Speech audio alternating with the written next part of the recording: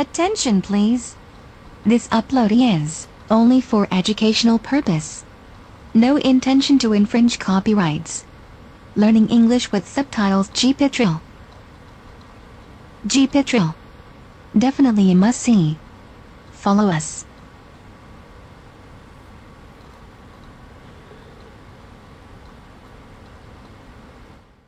Ordinary homes, extraordinary happenings. Living with the dead. Britain's most haunted houses go under the spotlight as our crack team of psychics go face to face with the evil that lurks within. Leave my house! Sensitive Johnny Fiore, exorcist Ian Lorman, and paranormal investigator Stephen Griffiths embark on their spine-chilling quest to get rid of uninvited house guests. Coming up. I can feel his... Oh my God, yeah, I can feel his presence now. I find it hard to breathe in this room. Not a nice room at all. Freddie seemed to have gone into some sort of trance or been taken over or something. You just want to see the proper Freddie back. Leave it alone! No! Leave it! No! Leave me alone! A series of spectral blurry images. Living with the Dead with ITFC audio description. This episode, Possession. A sign reads, "Welcome to the village of Mappleborough Green." Mappleborough Green, in deepest, darkest Warwickshire. Home of much-loved comedian, impressionist and singer Freddie Starr. Behind the comic facade, Freddie harbours a more spiritual side.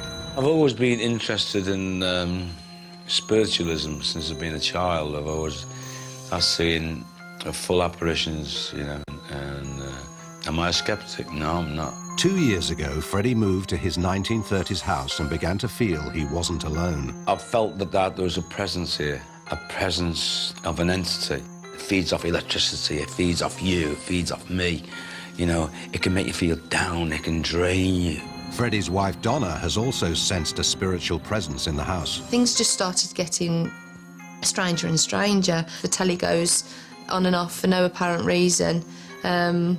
It can be turned off on standby and it'll just come back on. We'd heard like footsteps going across the landing. We'd also hear other noises, different noises and things that weren't explainable. It's not just noises. Freddie now believes the spirits have started to manifest themselves physically. A friend of my wife's was coming in and she said, "Oh, there's Freddie up there." And when she come into the house, I wasn't even in the house, I was out. She said, honestly, I definitely saw you, Freddie. I definitely saw you. I said, "Oh, well, I wasn't here." You know, she said, "I know." I just looked up at the house and saw a body, a face like yours, up against the window. You're standing back against from the window, yeah? And what Freddie and Donna initially thought was a harmless presence has gradually become more and more malevolent. I was in the kitchen the one day, just chopping vegetables or something, and I felt this hand, and it was like a full hand, just push me in like the side of my back. So does Freddie have any idea who's making his life such a misery? I would say, from my own psychic ability, that he's not a very nice man at all. Not a very nice man. He's very Victorian in his ways and his ways of thinking. Freddie also believes he's discovered the name of this dark spirit. George is the #1 culprit in the house. So we'll call him George, the spirit. Do you know what he did? It's God's honest truth. He threw me out of bed. Actually, threw me bodily out of bed. And at the time, I weighed 16.5 stone. More recently, Freddie has attempted to make contact with George. Me and Donna were downstairs and I felt him in there. And I says, "Quick, get the EVP machine so I can pick his voice up, you know?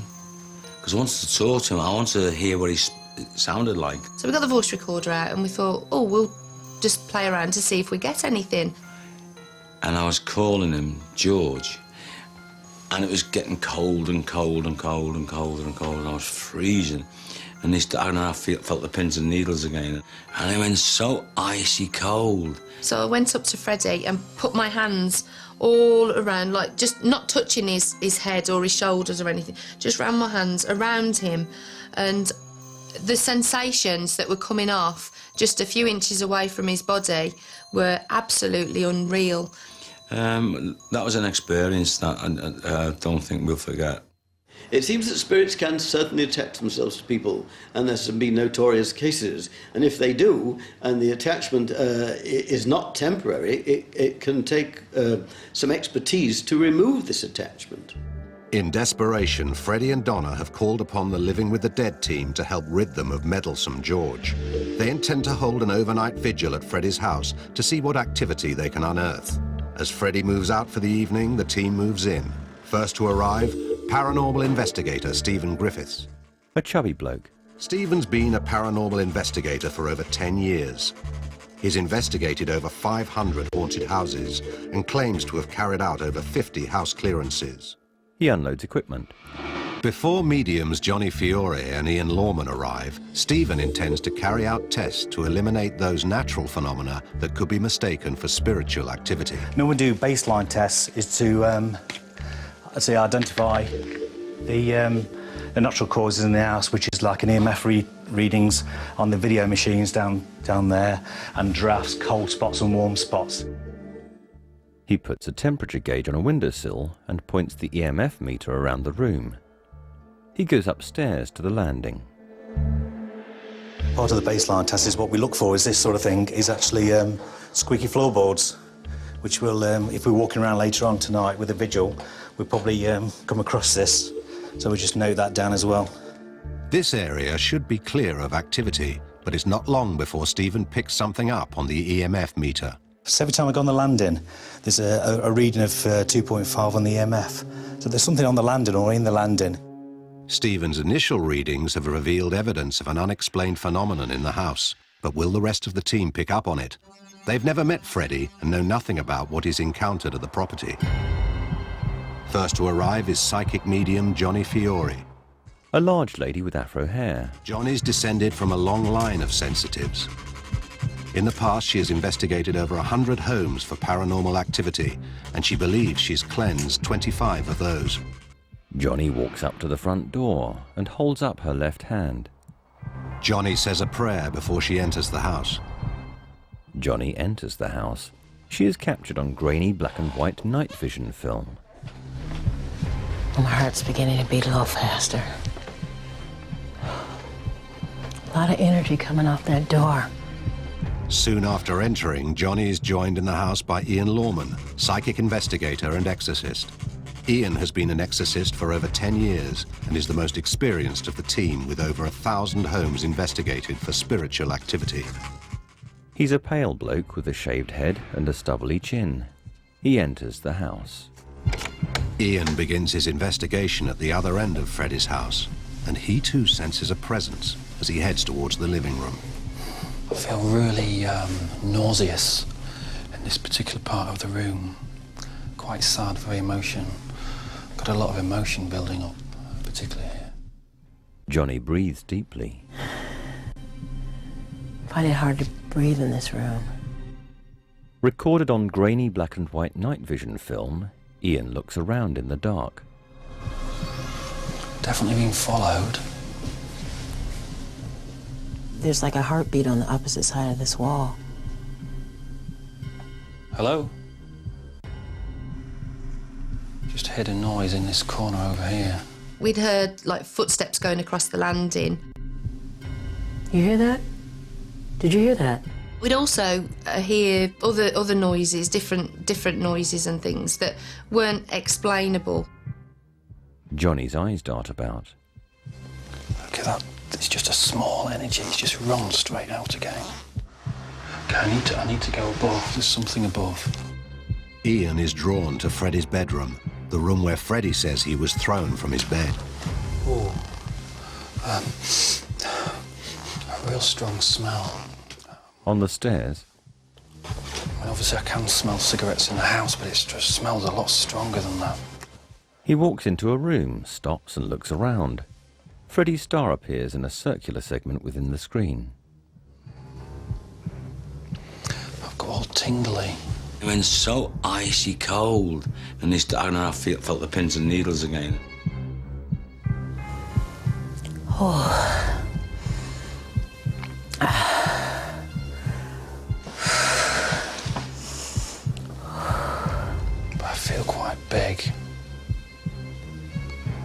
tall and stocky.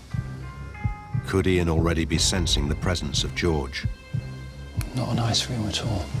He's not a very nice man at all. Not a very nice man. Unnerved.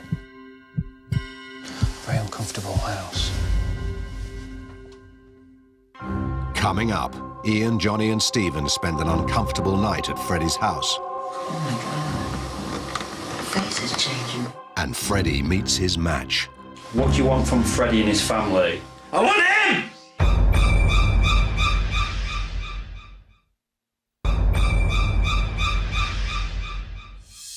Comedian Freddie Starr is convinced there's a violent spirit in his house. No, George. Freddie's home video. You going to speak to me tonight? I feel him. I'm going freezing. I'm cold. I can feel his... Oh, my God, yeah, I can feel his presence now. Why aren't you a very nice person, George? Feeling threatened, Freddie and his wife Donna have called on the Living with the Dead team for help. The time has come for whatever it is to move on. To find out what they're up against, the team are spending the night on their own in Freddie's house, and already psychic mediums Johnny Fiore and Ian Lawman have sensed a strong presence in the house. There's like a heartbeat on the opposite side of this wall. Definitely being followed. After the two mediums have looked round the house, paranormal investigator Stephen Griffiths sets up his equipment for the overnight vigil. We're going to put a motion detector on the back room, and same as the front room as well, and some infrared cameras and some trigger objects. The aim of these objects is to act as bait to any spirit that's tempted to approach them. If the trigger objects move out of the boundary lines that Stephen has drawn around them, paranormal activity may be an explanation, especially as the doors to the rooms are now protected by motion detectors. Okay, it's 12 midnight, and we've decided to turn off all the lights in the kitchen and see what we can come up with. If I close my eyes and face you, I still feel drawn to that room there. Ian's being drawn to the back of the house where we've had the most activity for right now. We're all rigged up back there, so we're just going to go back there and sit and see if we can't draw anything out, okay? When they return to the living room, a surprise awaits them. 12:05 a.m. Were these right on? It was right on. They've actually moved about a mil. Yeah, these have been moved. Oh, and the candy. Yep. We double-checked that everything was in the lines as we left the room. So the cross hasn't been moved, has it? Yes, it has. Ooh, Oh my goodness. it sure has. Wow. Cool. Well, we've just come back into the end room and found out that the coins probably moved about a couple of mil, and the candy cane has been moved about a centimetre at the bottom, but the cross is moved probably about 3 to 2 Did you hear that? centimetres across the paper. What was that? Just beyond it. Yeah. Did you hear that? Okay, while Steve was talking about the cross, the trigger objects, Johnny and I actually, there was kind of a faint noise. If there's anybody in this room with us right now, any spirit beings here present, and you can hear my voice, or see the people with us, can you make a noise, touch one of us? Okay, I'm gonna hold out my hands. I'll let you touch my hands. Can you touch Johnny's hand? And my right hand is beginning to tingle. Okay. I'm going to image in my head of like a farmer's cart pulled by one horse. Okay. I'm getting the breeze again, Ian. Just coming across my knees. Yeah. Not on the top, just across my knees. Right. As you said that, Johnny, I got a noise upstairs. Don't know how you feel, but I'd like to go in the room upstairs. It's quite interesting so far. We've been getting some noises, some clicks, movements of the floorboards, and very cold drafts coming in from all different rooms. Very interesting place indeed.